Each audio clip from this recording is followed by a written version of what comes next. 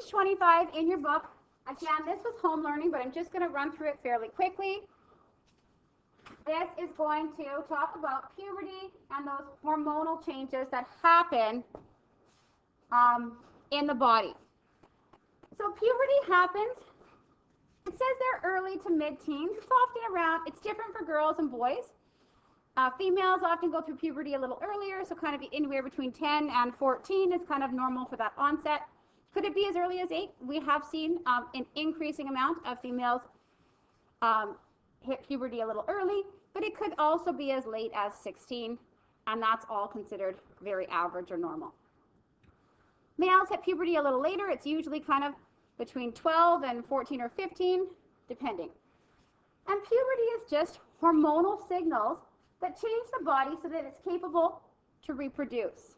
Okay, so before that, it's not technically capable of reproduction. So you have a gland in your brain, and its pituitary gland is called the master gland. So it controls a lot of our body functions. So it starts to make a hormone, and a hormone is simply a chemical messenger. It starts to make a hormone called follicle stimulating hormone, or we shorten that to FSH. That hormone is made in your brain, and then it's released into your bloodstream, and it travels in your bloodstream throughout your body, but it specifically targets the gonads. Okay, so the gonads is a word just like gametes meant egg or sperm, so we didn't have to say egg in females, sperm in males. Gonads is a general term too for kind of your primary sex organs. So in females, the primary sex organ is the ovary. In males, the primary sex organ is the testes. And this is because they're the ones that are making those gametes. The ovaries make the eggs, the testes make the sperm. So once that chemical messenger hits your gonads, then that follicle stimulating hormone starts to produce gametes. And again, gametes is that general term for sex cells or sperm in males, egg in females. So once that FSH hits, then it looks a little different depending on whether you're male or female. So if the individual is male, that follicle stimulating hormone, that FSH, travels through the bloodstream from the pituitary gland in the brain, and it reaches the testes. Testes is 2, testis, if we were to just write T-E-S-T-I-S, that's 1. Because males have, on average, 2 testes. And this is the term that's preferable that you write or use. I will also accept the word testicles. I will not accept any of the other terms. Okay? So FSH reaches the testes, and it tells the testes, it promotes the development of sperm-producing tubes called seminiferous tubules inside the testes. And those seminiferous tubules will begin to make sperm cells. Cells in the testes will also begin to produce the male sex hormone, testosterone. Testosterone is responsible for the development of secondary sex characteristics. So secondary sex characteristics are the other things that happen at puberty that aren't directly related to the production of sperm in males. So this is going to be things like voice deepening, shoulders broadening, hair growth on the face, underarms, pubic area, and legs. And we're going to go through that on the next page. In females, it's a little bit different, but similar idea.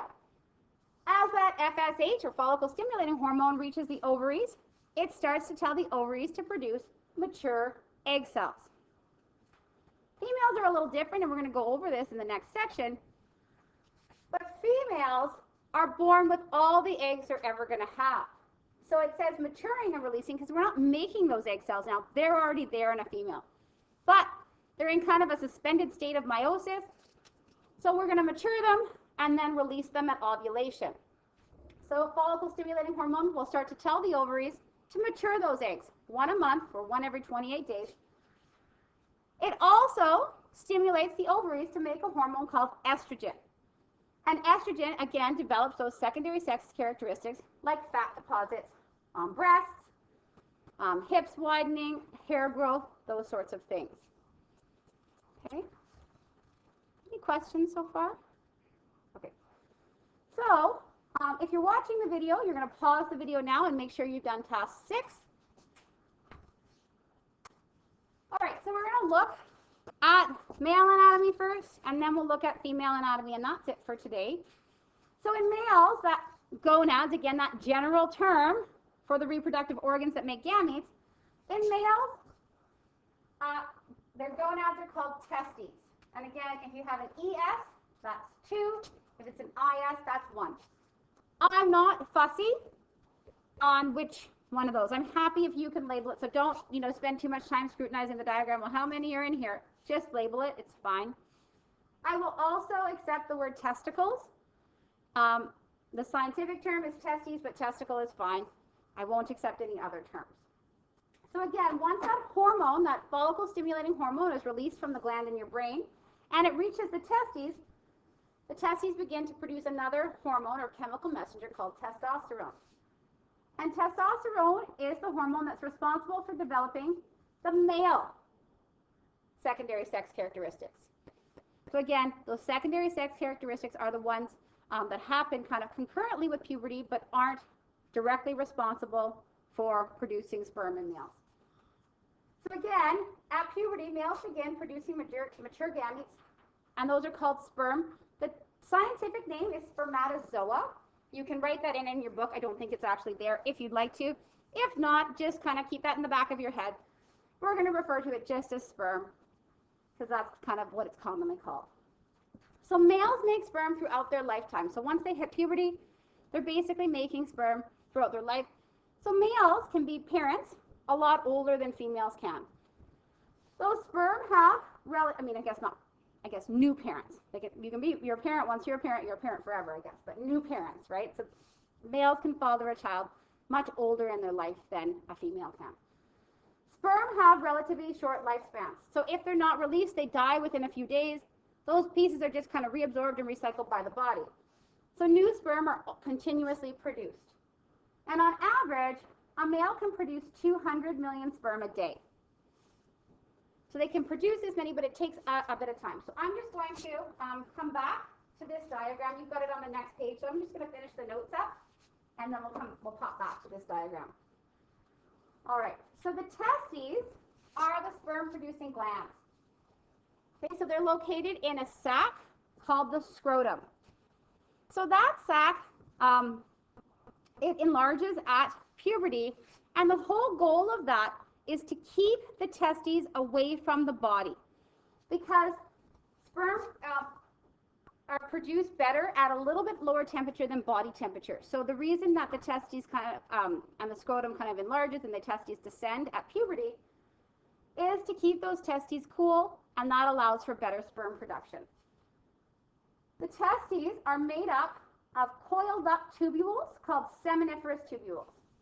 So there's special cells within those tubules that make those haploid gametes, right? So haploid meant one copy. This is where meiosis is happening in the testes, specifically the seminiferous tubules.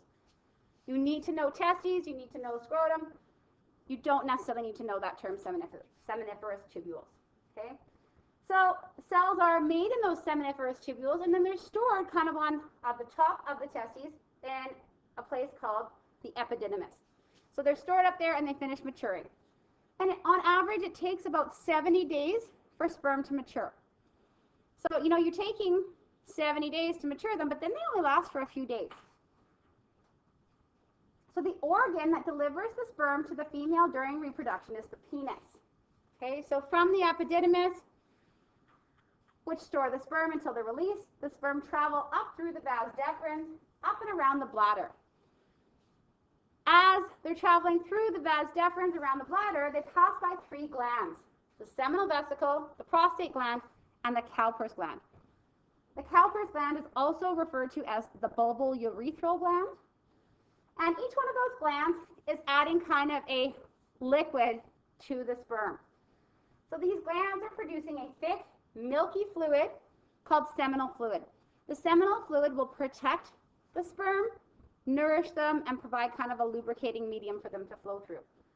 So that seminal fluid combines with the sperm to make semen. So semen, It's actually a combination of the sperm plus this seminal fluid. So then the vas deferens joins with the urethra.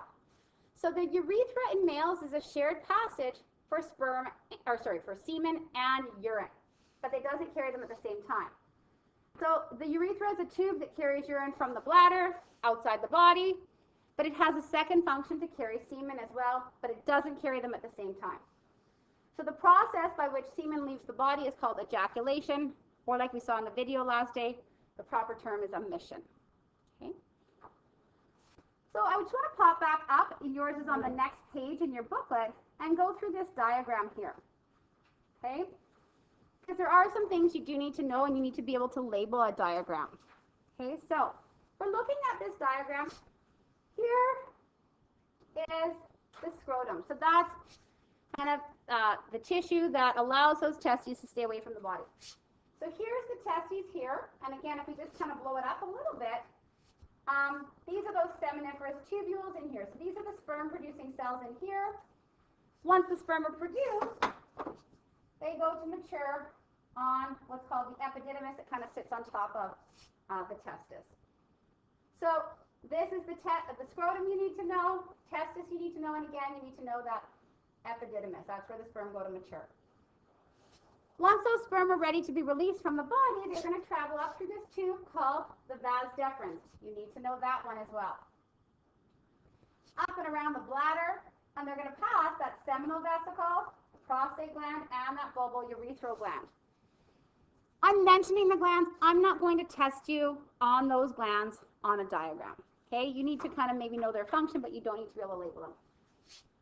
Here is where that vas deferens is going to join up with the urethra, and the urethra is the tube that extends through the penis, okay, which is basically the delivery mechanism. So you need to know urethra, you also need to know penis. Okay, so those kind of 6 things that I'll circle them all, that I've circled are what you're going to be responsible for on a test. We're just going to quickly, again, run through female anatomy. We're going to spend a little bit more time on the female anatomy as we outline kind of birth to conception, but we'll go through kind of those changes that happen at puberty at this point.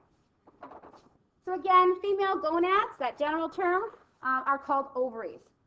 So they're located inside a female's body.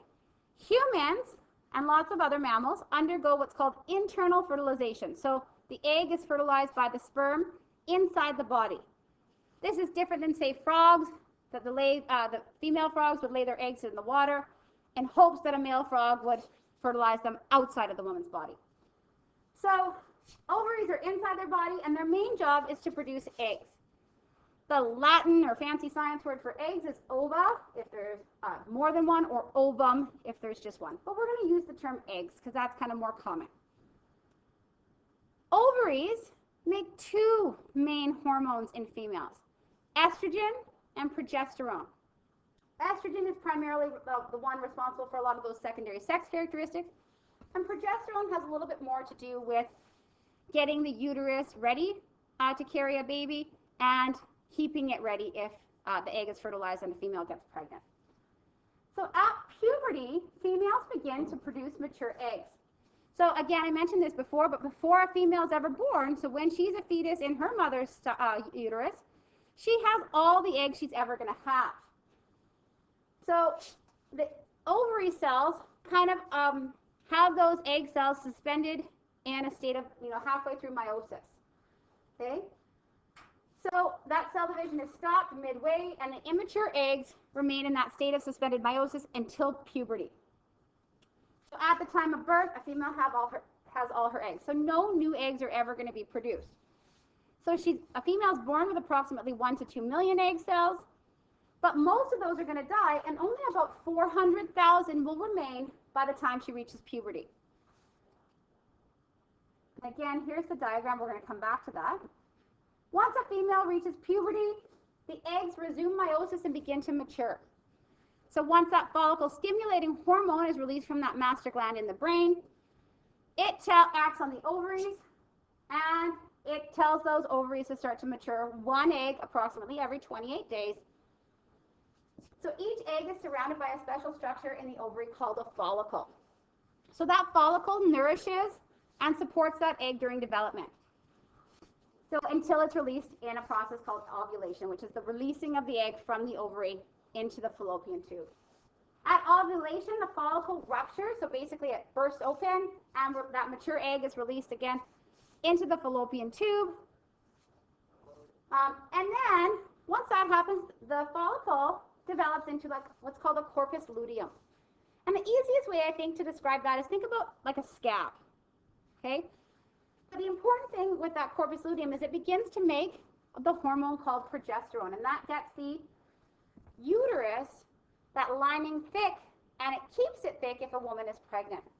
So again, because that's going to provide a lot of nourishment, especially for the first few months for that developing offspring. So once that egg is released, it's going to travel through the fallopian tubes. Call them fallopian tubes in humans. In other organisms, they're called oviducts. But fallopian tubes is humans, and we're talking about human reproduction.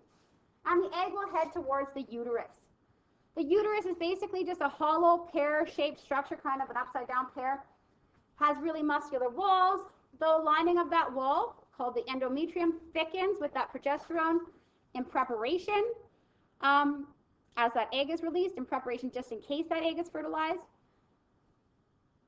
And at the bottom of the uterus is basically a really strong muscle called the cervix, okay, and then that basically just holds things in there.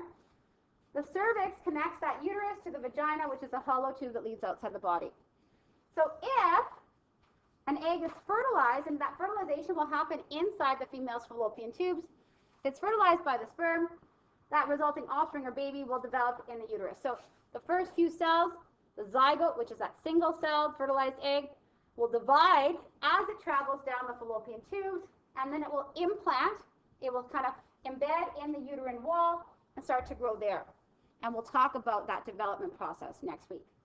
So if the egg is not fertilized by a sperm, menstruation will result, and we'll talk about that next class.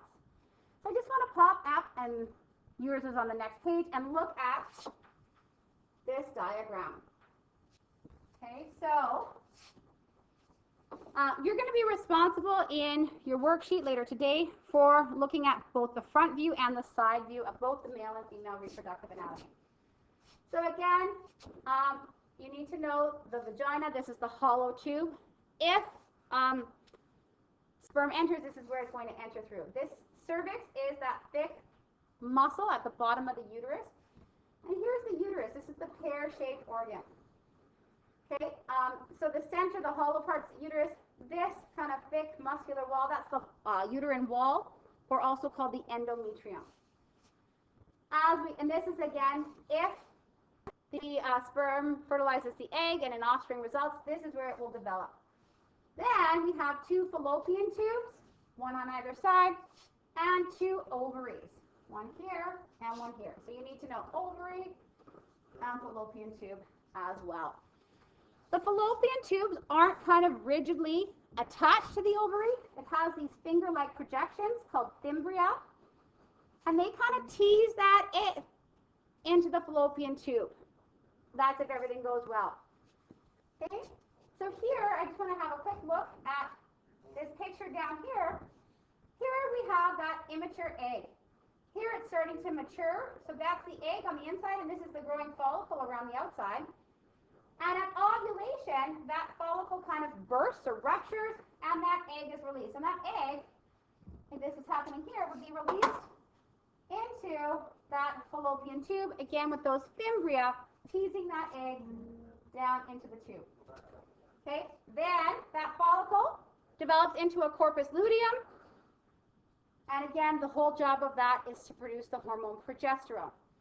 So if, as the egg's traveling down, if the egg gets to the uterus and hasn't been fertilized, then the egg is shed out through the vagina as well as that thicker uterine lining, and that's menstruation.